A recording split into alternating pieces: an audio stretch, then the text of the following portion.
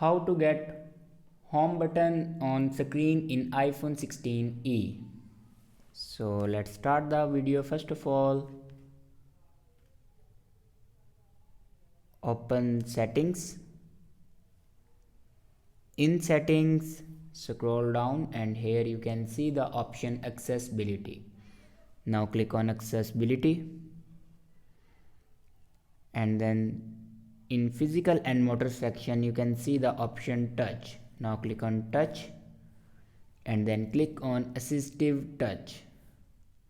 Now here you can enable your assistive touch. Now go back to your home screen and here you can see home button.